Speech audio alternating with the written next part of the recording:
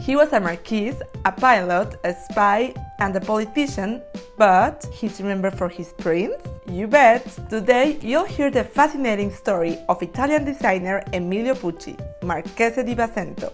His brand is going through its latest revival, as last week the first collection of the new era was presented in Capri on the 29th of April. But who was the man behind the iconic psychedelic motifs? Keep watching to discover all about the Prince of Print. Welcome to La Gazette, your source for fashion, beauty, and Parisian lifestyle on YouTube. Emilio Pucci came from a noble family in Florence. Growing up, he called home the Palazzo Pucci, a 13th century palace in the heart of the city. Given the career he ended up having, you might expect to hear he was always fascinated with art or fashion, but you'll be surprised to learn that, in fact, he studied agriculture at the University of Georgia in the United States. But his first encounter with fashion came not long after. In 1935, he was given a full scholarship to attend Reed College in exchange for developing the college's ski team. He happened to design their uniforms as well. Not long after he earned his MA in social science, he was called for his mandatory military service and became a pilot in Italy's war against Ethiopia. His life story could make for a gripping spy movie, as later, during World War II, he was tortured by the Gestapo for trying to help Eda, Benito Mussolini's daughter, save her husband from a trial. He later managed to escape and reached Switzerland, where he stayed until the end of the conflict.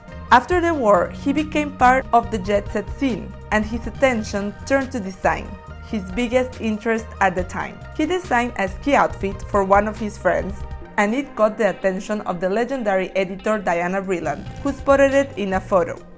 She tracked down Pucci and asked him to design a line of ski outfits for a feature on the slopes in Harper's Bazaar. His career was launched. Right off the bat, Emilio thought outside the box and brought innovation to fashion. For example, in the material he used for his ski wear. He developed lighter, flexible, more insulating fabrics, which allowed for more fitted ski looks.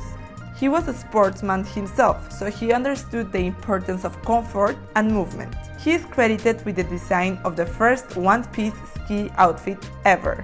His work in swimwear was followed by summer holiday wear, and he opened his first boutique ever in Capri in 1948. For his swimwear, he bet on stretch fabric, which was revolutionary at the time. His resort wear was followed by day and evening wear, and the Pucci universe was born. His designs, full of color and surprise, were a breath of fresh air and contrasted with the 50s quite stuffy fashions. He brought vacationing and the idea of freedom to clothes, through vibrant colors that disregarded the conventions, and through design, which liberated the body and allowed it to move freely.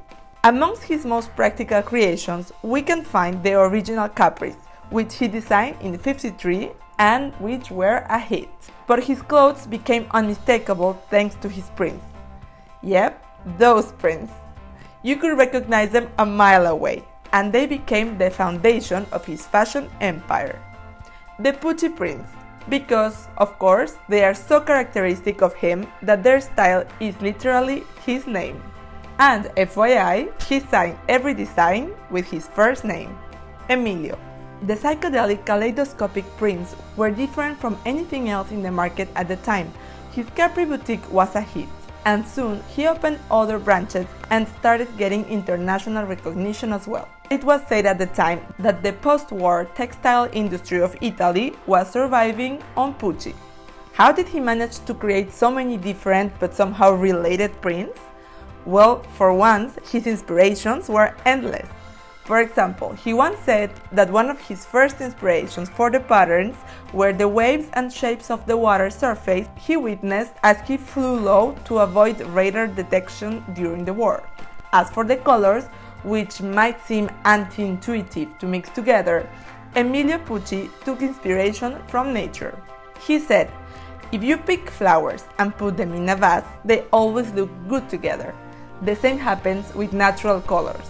I couldn't make any mistakes because nature doesn't make mistakes." He has also been cited to say that he feels close to the artisans of the 14th and 15th centuries, and that he considered himself as a modern-day Florentine artisan, taking inspiration from the city's cathedral, its red palaces, and the colors of the contradas, which are the vibrant medieval flags representing a district of Siena, a Tuscan town where the famous Palio race takes place and which inspired the acclaimed 57 Palio collection. When the 60s arrived, his brand took off. His free-flowing styles and surreal prints were exactly in the air du temps. His chic Pucci print dress became one of his most successful pieces and earned him several celebrity fans, who also contributed to the popularity of his creations. One of his staunchest followers was none other than Marilyn Monroe, whose peacock dress became an icon of the house. She would buy Pucci by the dozen, and after her untimely death, she was even interred wearing a green Emilio Pucci dress. She was far from the only star to succumb to the charms of the Prince of Prince.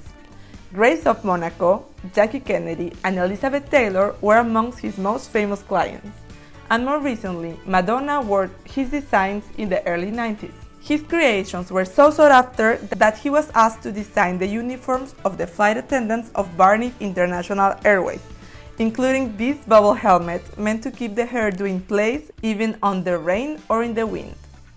These uniforms, which were announced to the press as the end of the plain plane, became iconic. They were so popular, Barbie even released a special edition of the doll wearing the uniform.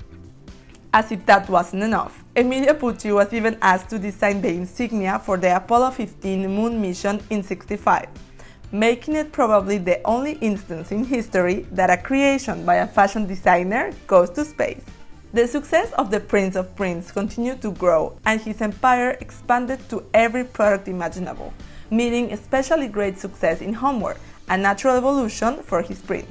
At the time the jet-set crowd fell in love with his design, the man himself started setting his sights in politics and was elected to the Italian Chamber of Deputies in August of 1963, where he stayed until the 1972 election.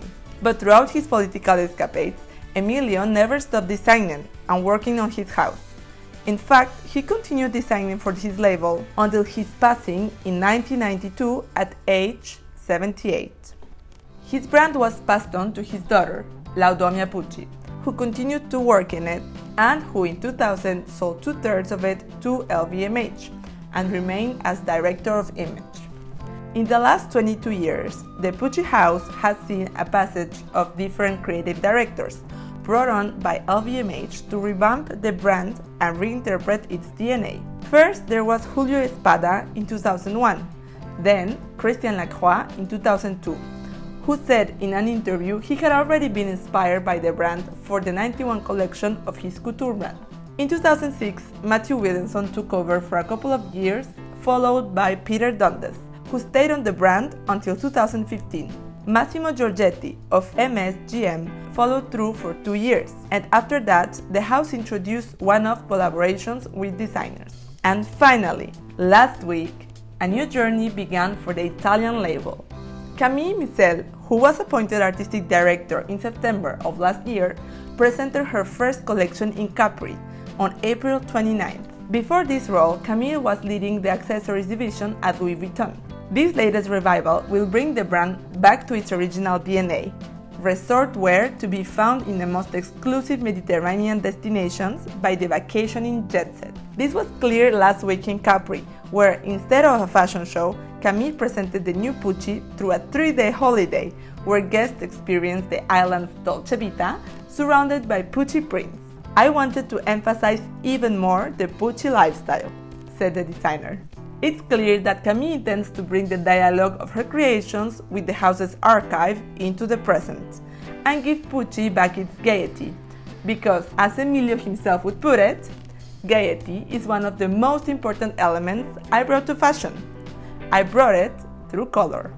His way of dressing women was the invention of a new form of elegance, joyful, spontaneous, and effortless. He introduced the idea of comfort and freedom without sacrificing beauty and style, and the legacy of the Prince of Prince is more alive than ever. We hope you enjoyed discovering the story of Emilio Pucci.